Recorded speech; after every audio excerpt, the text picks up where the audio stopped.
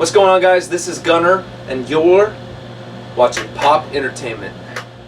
Hey guys, I'm Kayla with Pop Entertainment, and we're here with... I'm Gunnar. We're in Philadelphia tonight, and in a basement of the Milk Boy venue. So first of all, it's so nice to meet you. Since we haven't chatted before, could you kind of introduce yourself and tell us a bit about you and your music? Gunnar Torres, 21 years old. No, I'm from Southern California. Been doing music for as long as I can remember. I kind of came from a pop background, I came from a pop background that I was thrown into when I was 16. Short story, COVID was a really big kind of what am I doing with my life moment for me, and I decided that I was done doing that and that I was going to start making music that I wanted to make and write stuff that was meaningful to me and had purpose and intention and identity. And so I wrote a project called Best Mistake that's out now, so go check it out. And that's what we're touring. We're playing some songs and getting our show dialed right now. Yeah. So if you had to explain your sound in 3 words to a new listener that's never heard of Gunnar, never heard your music before, which 3 words would you choose? I would say attitude, powerful, and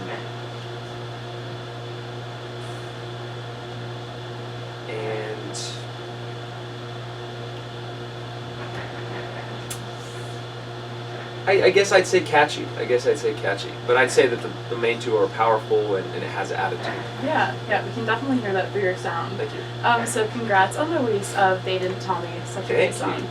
So could you tell us a little bit about that, writing process? Yes, for that specific song? Yes. All right, well that song was really cool because it's about coming to a city like Philly,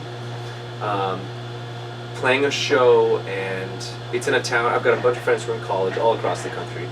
And so every time that we go into each city, I have a good friend of mine, not every city, but a lot of cities, I have a good friend who takes us to the bars and the restaurants and whatever, all the good stuff.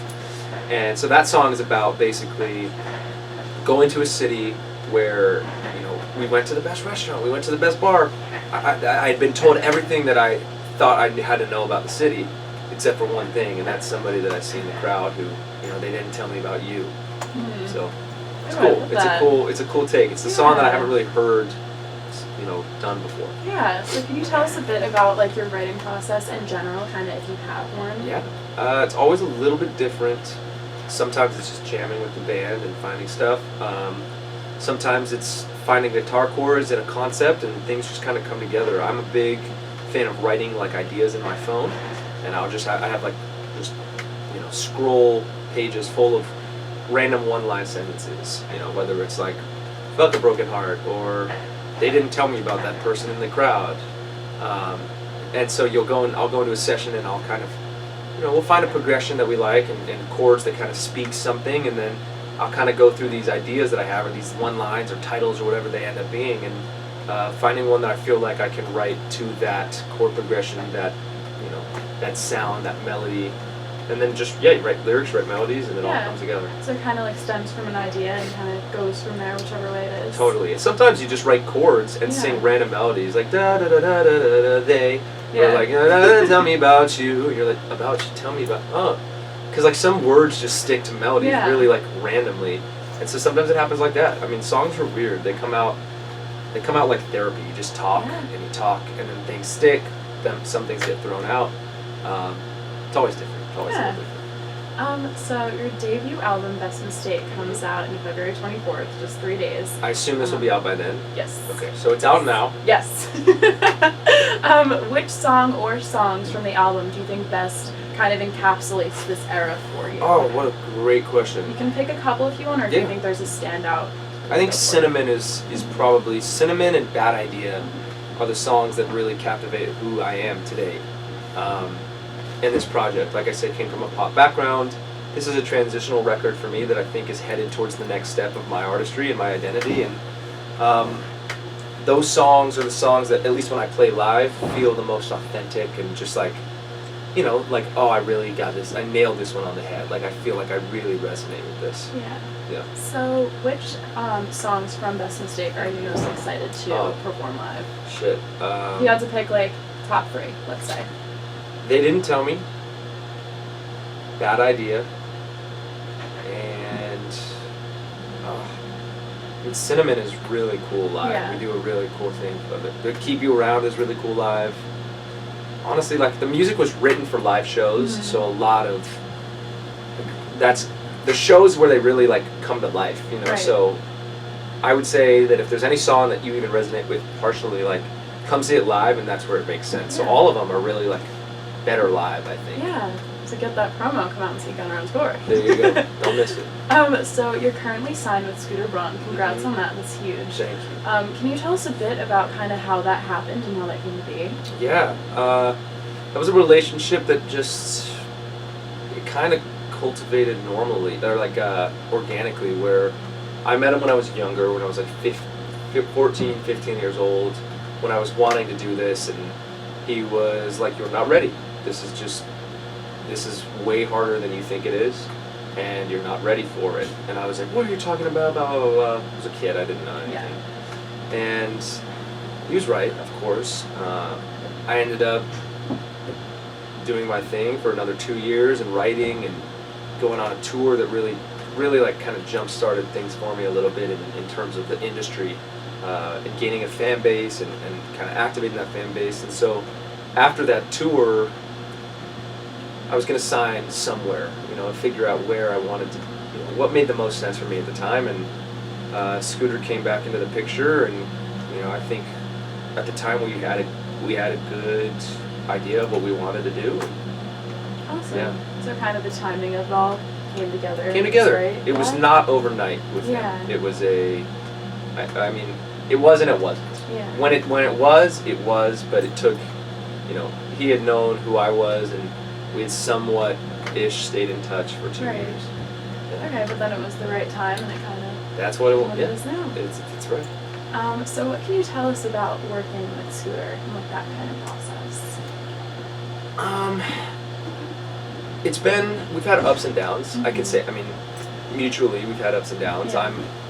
I can be an asshole. I really believe sometimes that what I want to do is how it should be done, and he's one of the, you know, arguably one of the best managers to do it. And you know, we've had ups and downs. We've had arguments. We've had great conversations, and so where we are now, which is really awesome, is, you know, he's really family oriented, very, very focused on his family, which I admire a lot. And he's almost taken a little bit of a step back on an actual like management role, like on a day-to-day manager role, and more kind of come in as like a mentor, as like an older friend, and just, you know, he always has great advice, and he always has incredible things to say and help with. And but the day-to-day stuff is run by this guy David, who works underneath Scooter for my project. And David gets shit done, and Scooter, like I said, he's just like a really good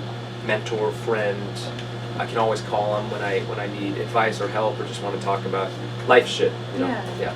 So not only is he a great manager, but he's kind of like that support and that like push that you need. That sounds great. Yes, he's just a good shoulder to lean on and have as a friend. Yeah. And mentor. That's awesome. Yeah. So who would you say are your biggest songwriting influences, and have they changed over time, or have they kind of stayed the same throughout the years? Great question. They have entirely changed over the years. I will say for this project, I was really, really inspired by the Black Keys, Lenny Kravitz, the Raconteurs, and Jack White with the Raconteurs, of course. I was inspired a lot by, there's Chris Cornell was a little bit of an inspiration for it. Like, there was a lot of like really classic rock, just like staple, iconic artists that I was trying to channel and write songs that were, you know, all those people that I named and more. They just wrote music that they wanted to write, and that was meaningful and powerful to them. And that was something that sounds so dumb, but that was something that I'd really never done. Like, I'd been a part of everything that I'd written before, but this was, you know, it was like I was trying to write for, whether it's Spotify or the radio or whatever it was, I was trying to write for a mass amount of people. And now, you know, by using their influences and like I said, many more, like I finally got to write for me and really see how transparent it is. Like when you listen to a song that's written by somebody else for somebody else, you know, you can hear the difference between a song that Lenny Kravitz or whoever wrote for themselves, and it's just really cool. And I fell in love with that and started doing that, and that's what this album is. It's the first album that I made and the first collection of music that I made that's just for me. Right. Yeah. Well, we can definitely hear those influences throughout your music, 100%. See, I should have asked you, Yeah. who do you hear in the music before I answer that question? I would say Lenny Kravitz, Wow. 100%. I can hear it. That's for sure. That's crazy. Yeah. That's cool. So speaking of influences, who is your dream collab? They can be dead or alive. Oh my god, that's the hardest question ever. I know.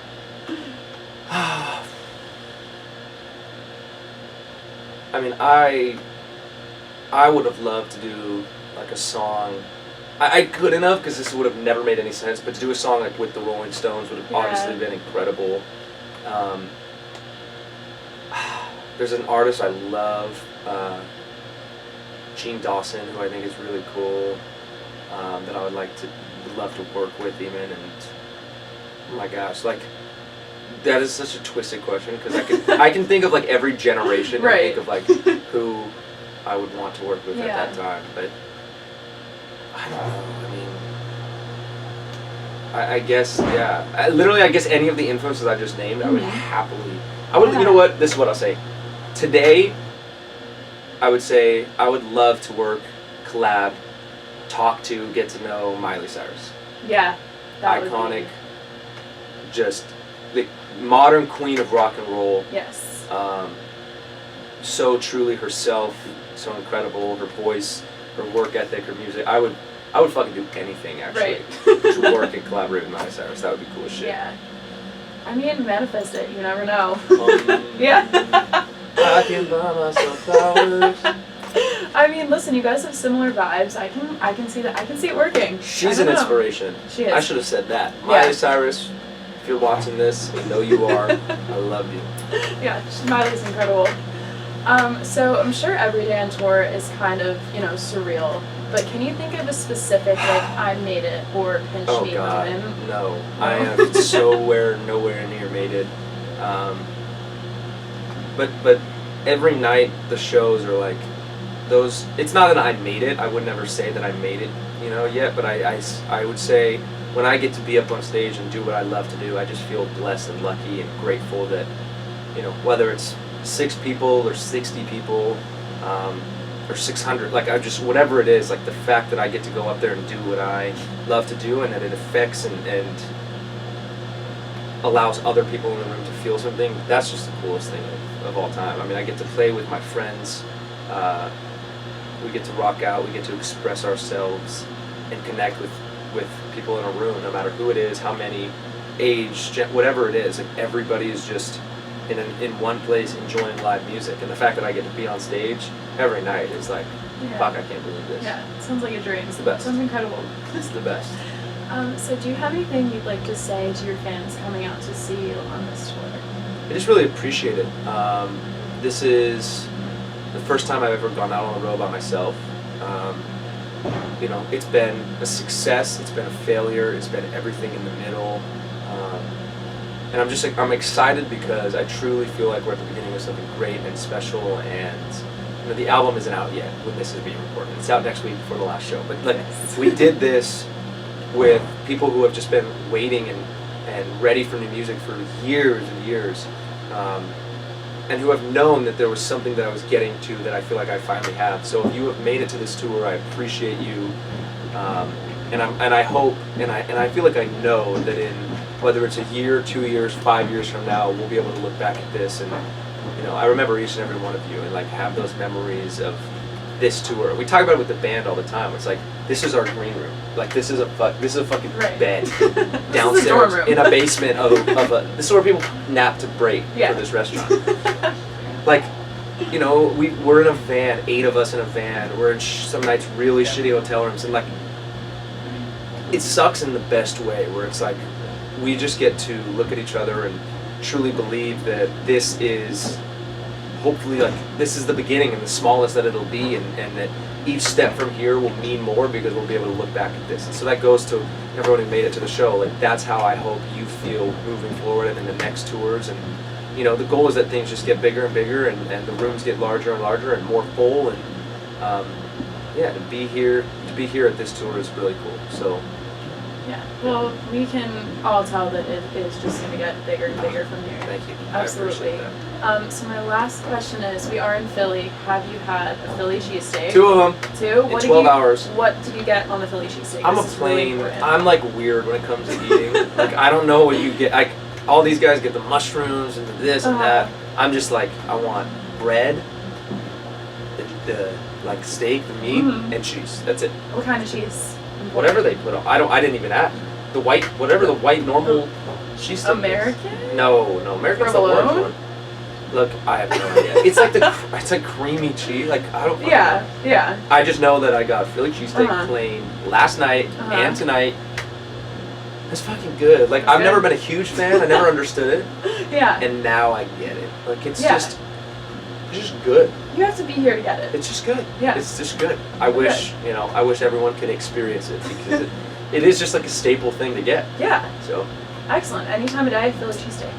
Well, any time of day. I think any time of day. What's your go-to? My go-to, I get. You're gonna think this is so gross, but I swear by it. Cheese whiz as the cheese. Fried onions. And then yeah. You're like yes or no. Oh yeah. Okay. Yeah, cheese. It's so good. Whiz wit, as we say here. Whiz wit. Yeah, you go up to the counter. You say, "Let me get a whiz wit," and that's Any what place else is you go. on there? Onions. Yeah. Whiz wit. I respect it. Yeah. I don't understand it, but I respect it. Well, that was all I had. But thank you so much for sitting down and talking with us. It was so great to meet you. I appreciate you wanting to do so. Absolutely.